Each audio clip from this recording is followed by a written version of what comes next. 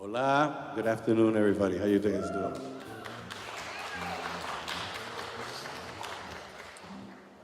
See, this is going to be a more intimate setting.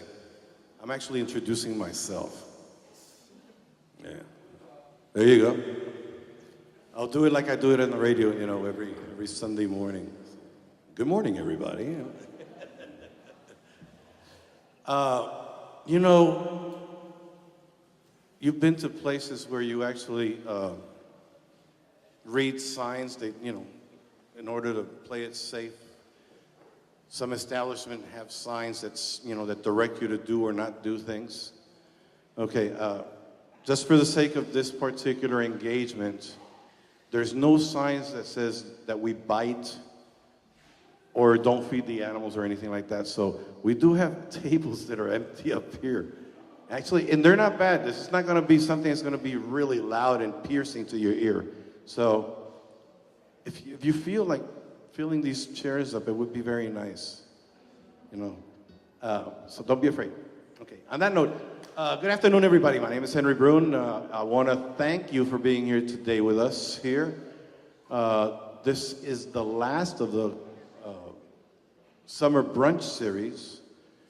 They've been very well attended and it's been very successful. I want to thank all of you for taking time on a busy Sunday morning, as I know most of you are, to come and enjoy some really cool music. I do have a very special event to present to you. It's going to be totally different than what you've seen before. I also have a guest here. On cello, please give it up for Mr. Emilio Alvarez.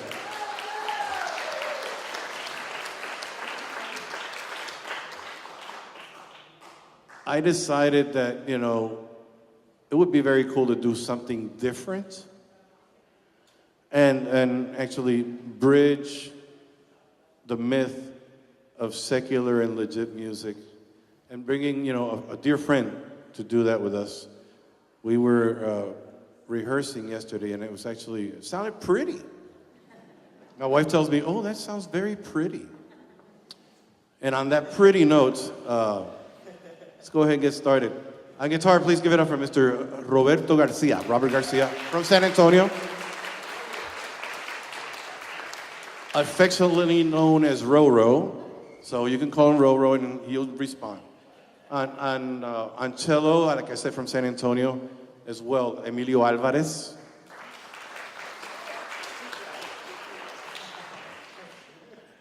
And some of you may be familiar with Emilio. He used to be part of the staff of KRTU. He's also a Trinity University graduate. So we're happy to have him here with us. And my sidekick over here on bass, Martín Santiago from Bayamón, Puerto Rico.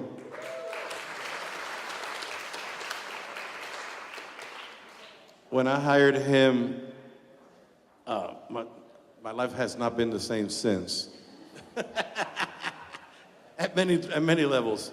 Now, on a serious note, I do want to dedicate this concert to a very dear friend of mine who passed away that actually played these concerts with me in the past. His name is Pete Ojeda. This one goes for Pete. And let's play some music.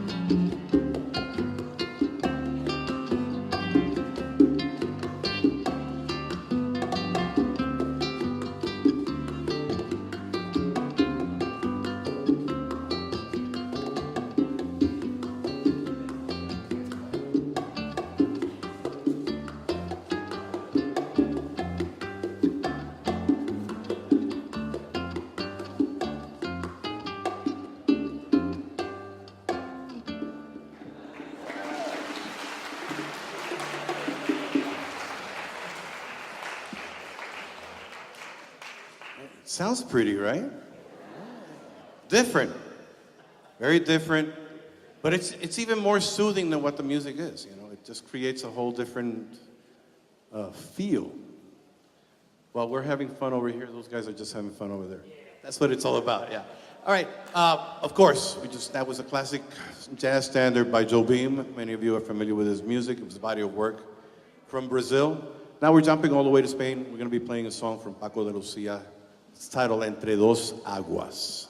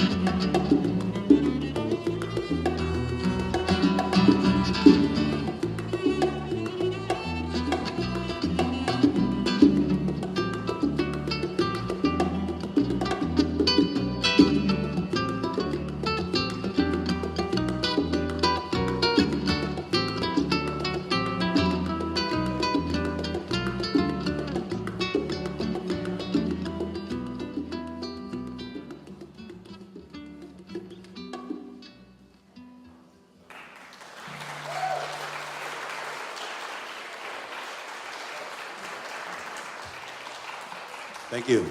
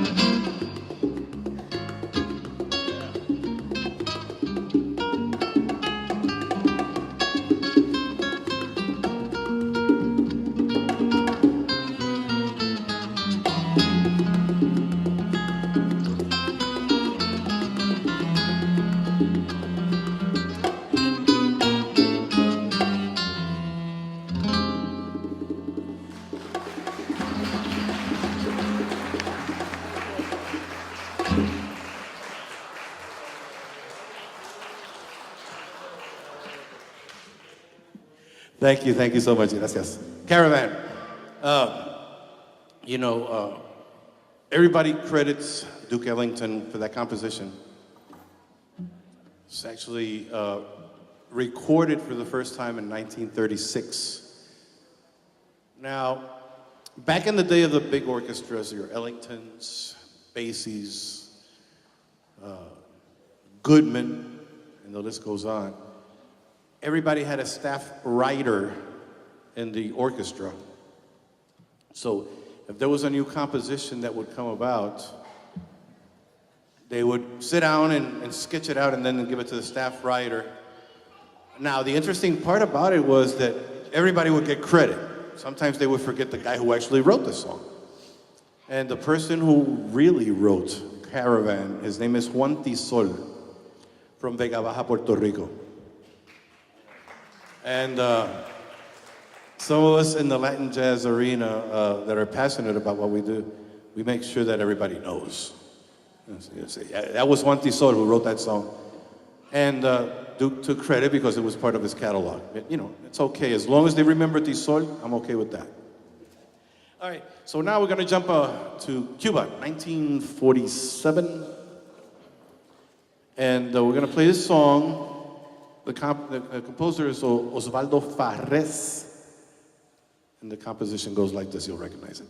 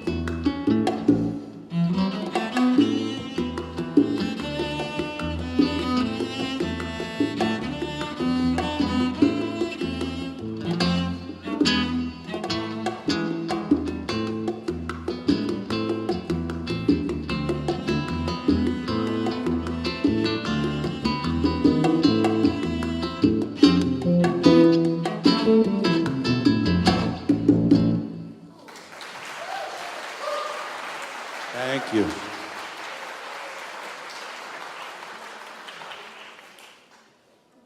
Now,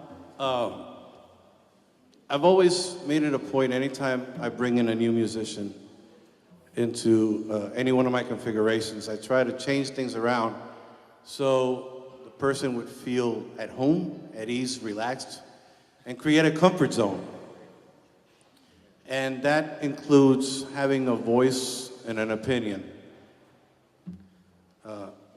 and a contribution towards what we're doing collectively, because nobody here can do the same without the others. And that's what I love about my team. You know, this is a family here. So when Robert presented this idea to me, I started laughing. I did. You know, and then when we played it, we all started laughing. So that was that, and it just stayed as part of the repertoire. This was a song that was originally composed by Ludwig van Beethoven, okay? Until it got to us, and then it was never the same, that's for sure. So enjoy this one, because this is different for sure.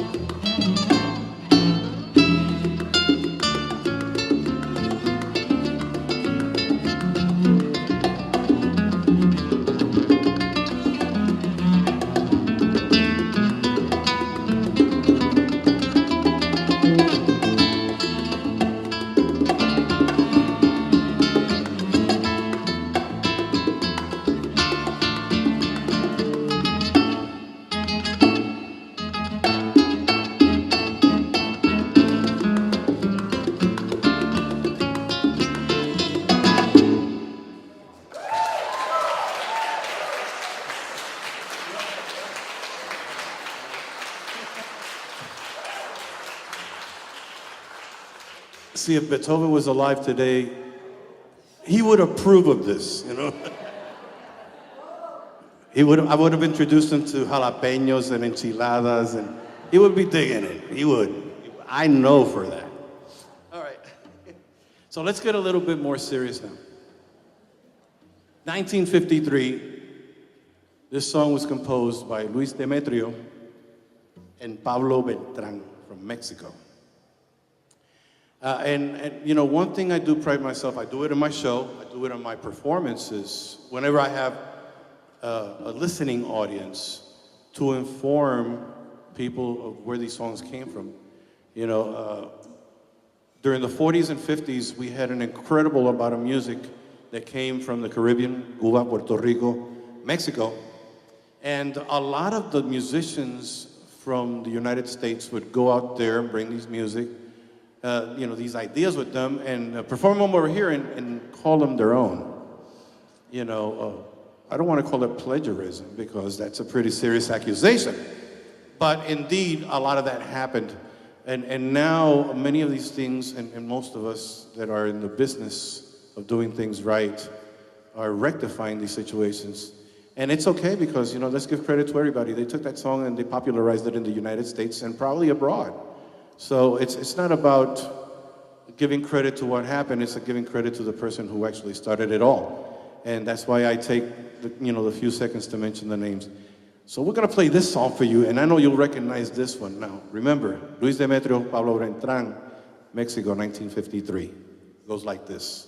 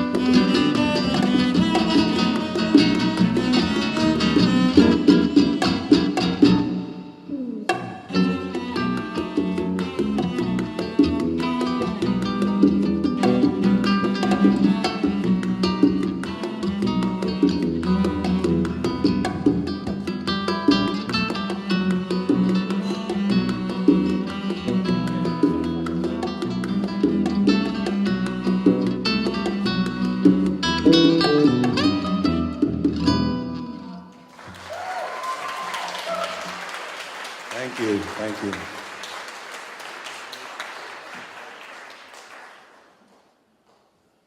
Let me introduce you again one more time to the members of the band here. On cello from San Antonio, Texas, please give it up for Emilio Alvarez. On guitar from San Antonio, Texas, give it up for Robert Garcia.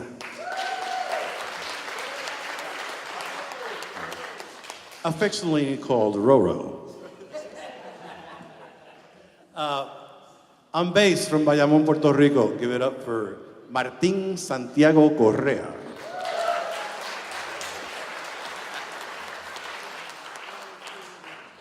No, it's actually Roman. You know, his last name is Roman. I think Correa fits him better. I don't know. I think so. Of course, my name is Henry Brun. We are the International Trio. I'm going to play a song for you. 1970. Composer hails from Jalisco, Mexico. And his name is Carlos Augusto Alvas Santana. You know, there's something about Spanish names and surnames, right? You know, I think it was a vendetta, you know, for the children when they were named 5, 6, 7 different names. It would never fit in any application. You know, I used to sign my name as Henry Brun Maldonado. And I joined the Air Force and it says, Maldonado's got to go. It doesn't fit. So I kept it Henry Brun, you know, for simplicity. But this gentleman is known better as Carlos Santana. And you'll like this song. It goes like this. Samba pa ti.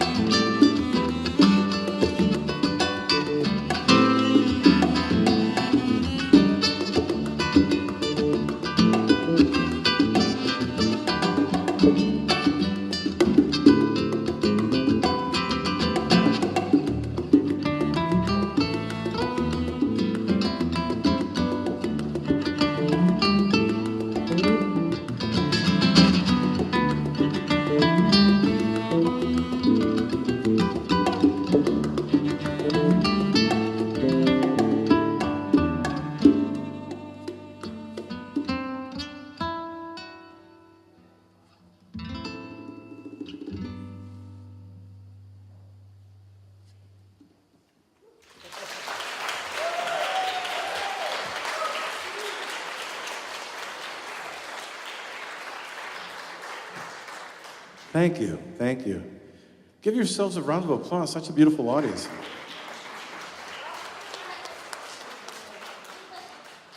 But don't be shy. I'm just like, yeah, come on, make it loud. Yeah, there you go.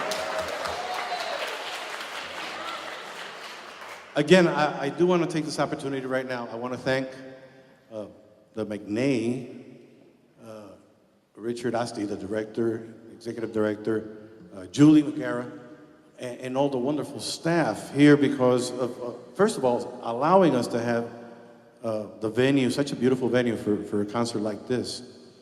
I also want to thank the collaboration with KRTU 91.7 FM, Jazz for San Antonio.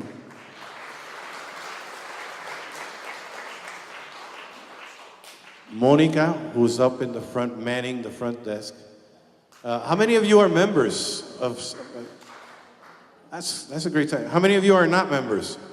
I want to see your hands. You too must be a member. How many of you are members of the McNay? Thank you. You know, this collaboration has been fantastic. I believe this is the 8th year, right? Okay, and I've been blessed, we've been blessed to have performed here all 8 years. Thanks to you because you keep on coming back and enjoying our music, so that makes a difference. But please, you know, show your appreciation by joining either institutions or both, preferably, because the programming on both sides is just amazing. And we sure need to bring our kids into this environment and show them that arts are very real.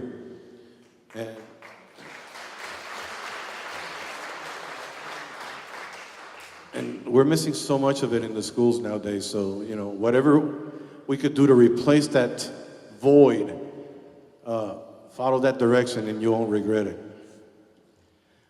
Let's go to Cuamo, Puerto Rico, 1951. There was a gentleman by the name of Bowie Capo, probably one of the most prolific vocalists to ever hail from Puerto Rico, who at the same time, when he moved to New York City, he actually worked on Port Authority over there while performing, you know. That goes to show you, man, we live broke. But, you know, that's okay, you know. We're rich in many other ways. And he wrote this song. This is probably one of the most iconic songs of his catalog. We wanted to play this for you. And it goes by the name of Piel Canela.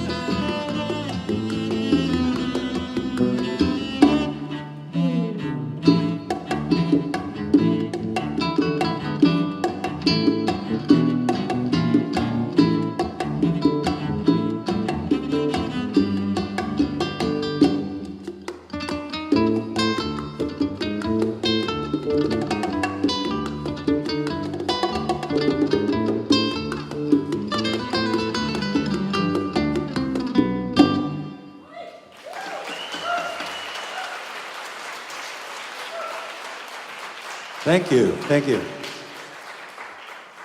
We're gonna go ahead and wrap up our first set with, we started off with Joe Beam, so I thought it's only right to close it with Joe Beam, you know. He wrote such beautiful music, and we don't hear enough of it.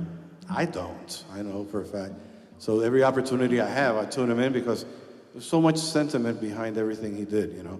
And again, he has been such a great contributor to what Latin Brazilian jazz are in the United States.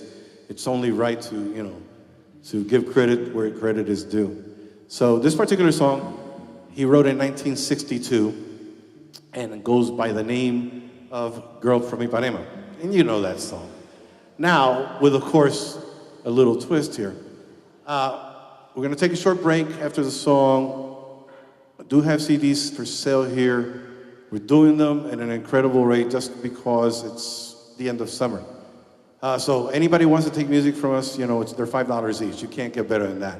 Stocking stuffers, you take them all, teach your family, your upcoming generations what beautiful music is all about. Okay, and we'll see you. If you want to talk to any of us, we're going to be around for a little bit. Okay, and then we have a whole show, so don't leave yet. Stretch a little bit, you know. I think they have some delicious libations that have yet to go by the table, you know. I know they're there, so you partake of the libations that are available here and enjoy your stay here at the museum, okay? Thank you.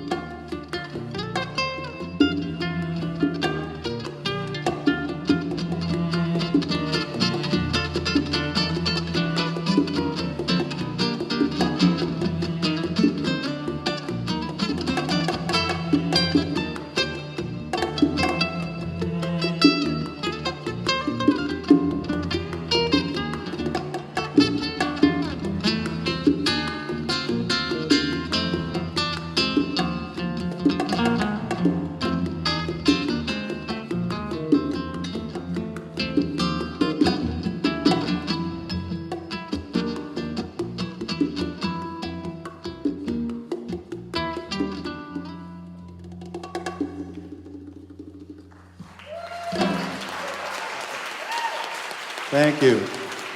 We're going to take a short pause for the cause here. Please don't forget we do have CDs for sale, $5 each. Come on. We'll be back in a couple of minutes, okay? All right.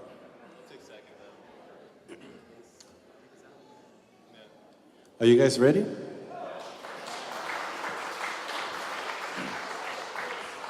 Did you enjoy the libations? Was lunch good? Good? Okay. All right.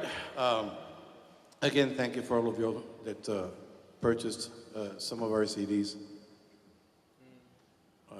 Again, I cannot stress how important, not because of the opportunity of selling one, it's just that one thing I learned, that the gift of music reaches far more than any other thing you can give any person, you know.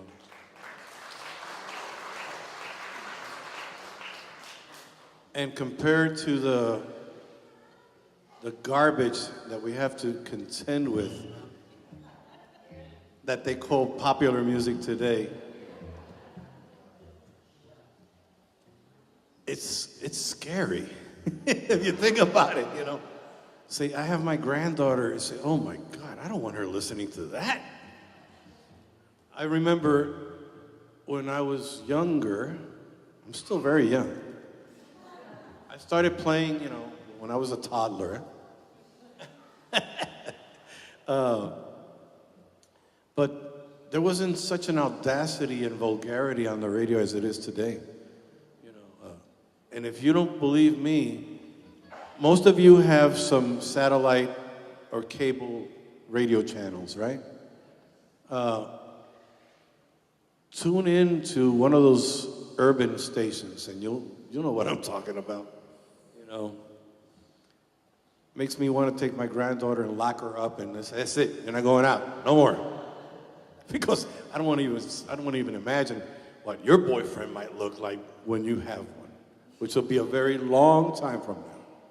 Long time, if I can help it. So, you know, again, it's one of those things that has kept me producing the music that I do and playing the music that I play, is because we have to find ways to keep our heritage and our culture alive. I'm very culturally minded when it comes to music, because there's so much beauty in it, you know, and the message that you convey when giving, you know, the gift of music is such an intense and profound message. We need to do it more often. So, on that note, buy more CDs.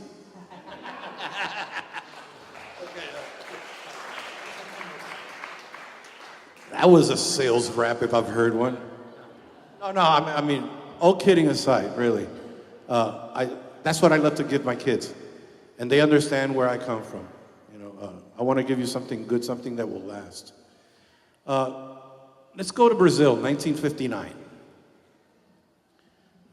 This song, again, falls under one of those scenarios that I spoke about earlier, in that a song traveled from one country to another via a musician that gave himself credit for it. So this song is known as Maña de Carnaval. Luis Bonfa is the author, but it's also known as Samba de Orfeo, and it's also known as the life, a day in the life of a fool. I can't. Okay, no, I'm not going to take a chance of remembering whoever popularized it in English. But if you heard the melody, it was note for note. You're like, okay. So we're going to give it our rendition. As you know, nothing is sacred in our arena. We take music and we do enhance it, but we give it, each and every one of us gives any song that we play our own imprint. And that, to me, is the chemistry of what brings all of our souls together and create what you're enjoying today. So let's get going on this.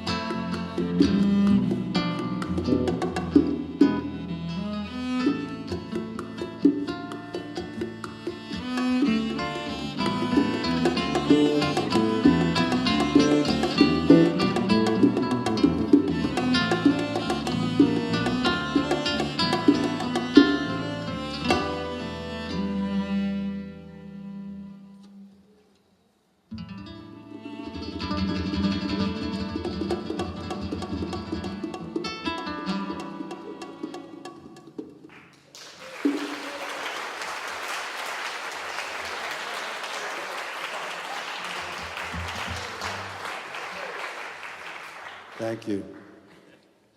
You know, I really appreciate all the wonderful comments that you gave us during the break. Thank you, thank you. Very heartfelt. But I do want to single out one person in this group, because this is an idea I had, was brewing 8-9 months ago. And one day I just said, I want to do it. Emilio, stand up.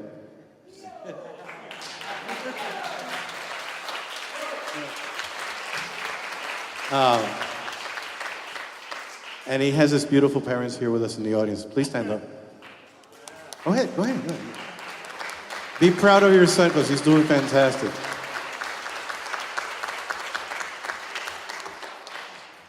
Now that I've embarrassed you. Oh, God. No. Even go there. Thank you, Novo. Really. Thank you. You're sounding beautiful. 1960. Back to Brazil. Back to Jobim. Again, if we sit down and pay attention to a catalog that Jobim released, it's just ridiculous. And you know, his music has really penetrated Americana and forms part of just about every possible genre of music you could think of.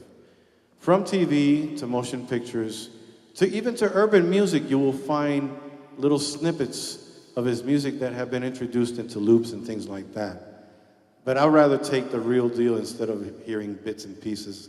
You know, I mean, I personally would be humbled, but I could be turning in my grave if I hear what's been doing with some of the stuff I've done. But again, to honor a great legacy, you know, I want to play this song. And it's, you know, it's going to show a different color on our side too, only because we're going to get into the more livelier side of Jobim. One note samba for you.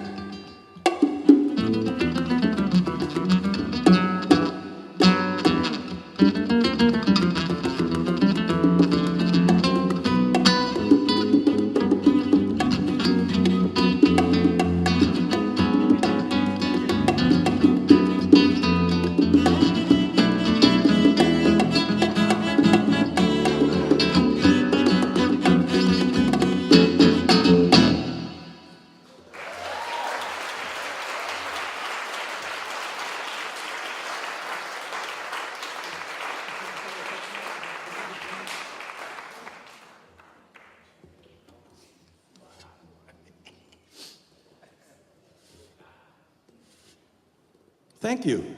You like the Flintstones, don't you? I saw that. All right, 1966. This is a song composed by an Italian gentleman. Goes by the name of Al Martino. Can anybody tell me? You remember him? Very cool music. Very different. And surprising enough that he wrote this song here. It goes like this.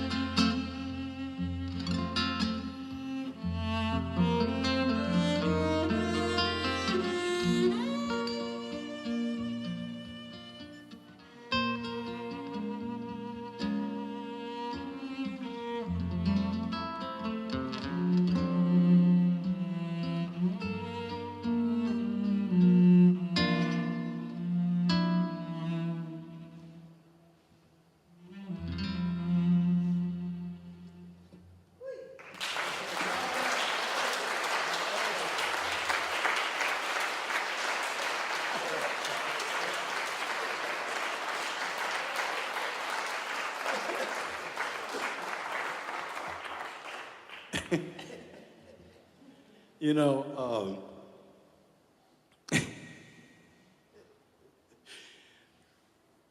we have too much fun up here. That's all I can say. If you only knew the stories that were taking place up here, you would be sharing the laughs with us.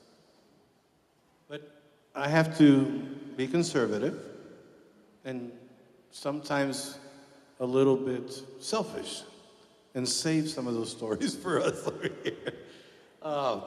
Please give it up for these two guys. Wonderful.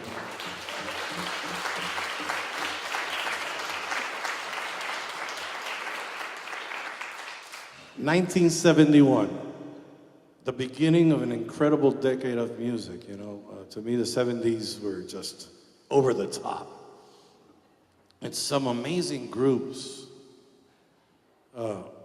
all styles of music. It was just, you know, it was just this renaissance that was taking place. And everybody was putting out fantastic music in all different genres, jazz included, you know. I've been a closet rocker. And I'm, you know, very, very closet, you know. It's like, it's not cool to be Latin and rocker, you know. It's confusing. It's confusing for many, you know. But I've always been a big fan of rock. Here again, allowing to stretch the perimeter of the band, of the guys, you know, in the music that we play. This individual, Robert, wanted to do, you know, this song, which it just, you know, when he mentioned the idea of doing the song, it clicked.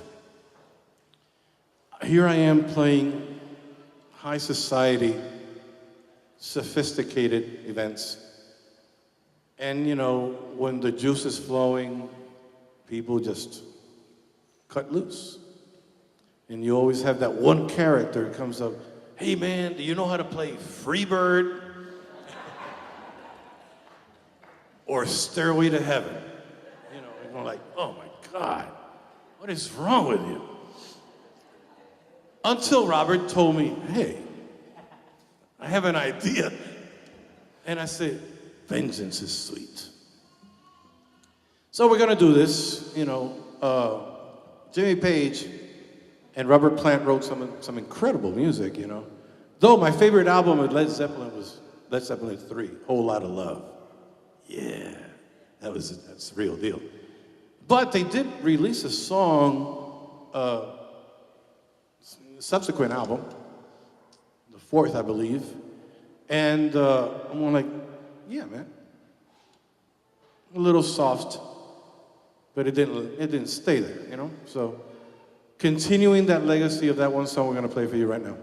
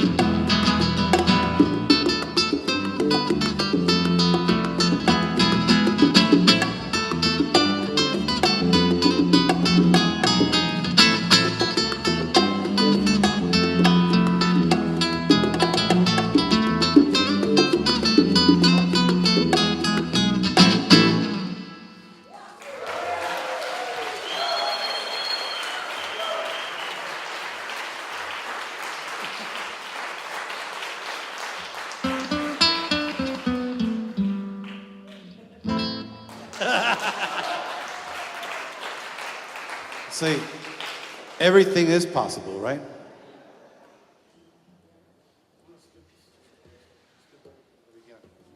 Uh, no.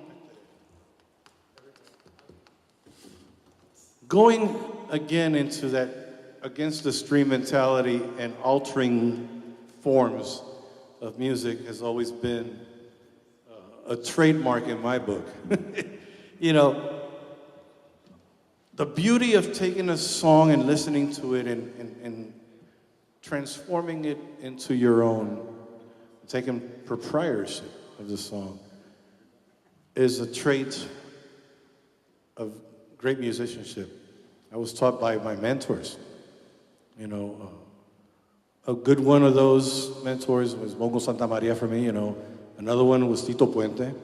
And they would take these songs and just transform them into their own without violating the authenticity of the music that was being played.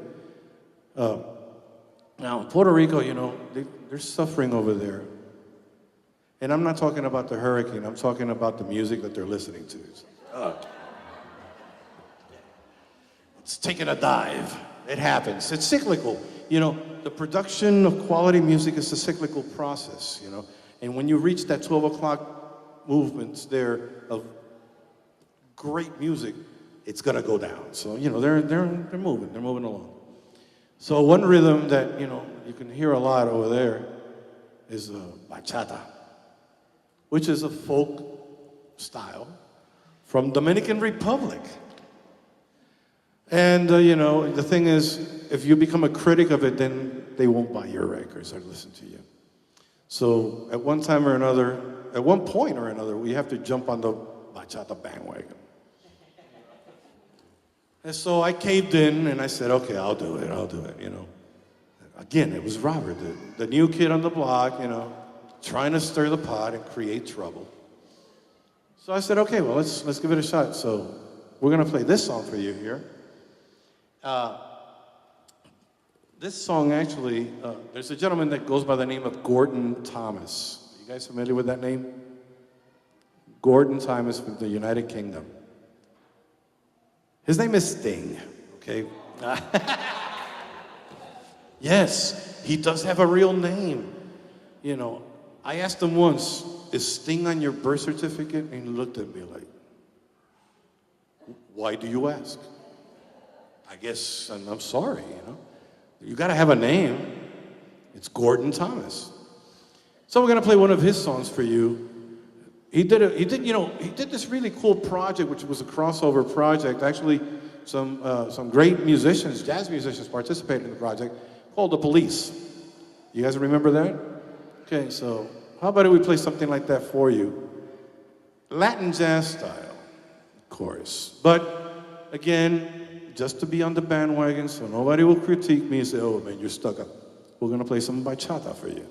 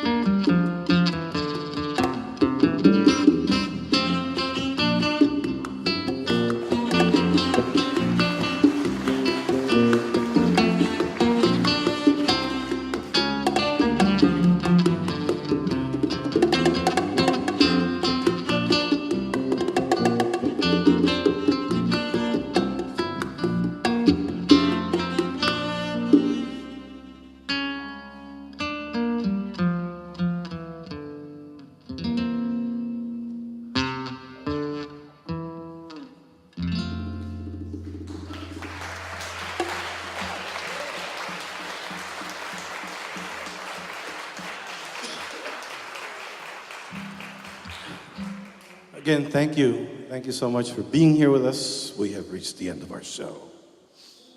It is with pain that I must say goodbye because I really enjoy playing for you guys. You've been such a wonderful...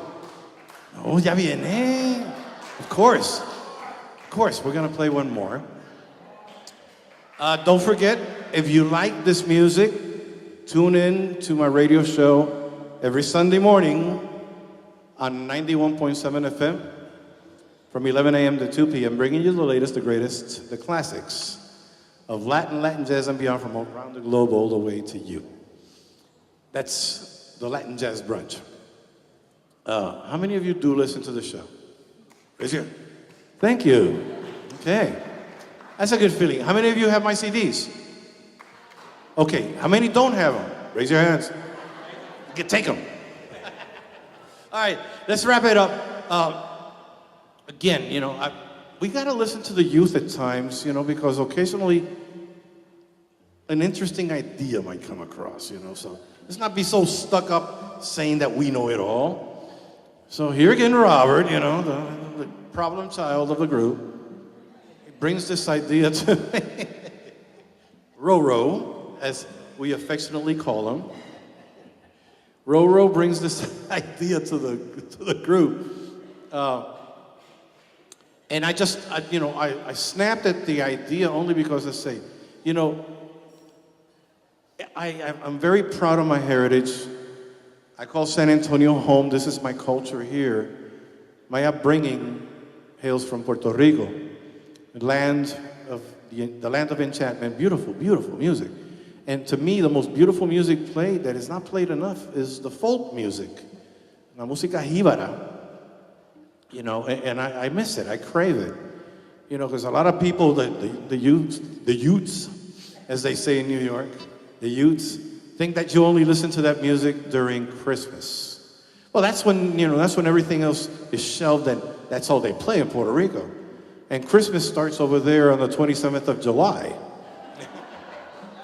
As a matter of fact, they're negotiating right now to start Christmas on Father's Day,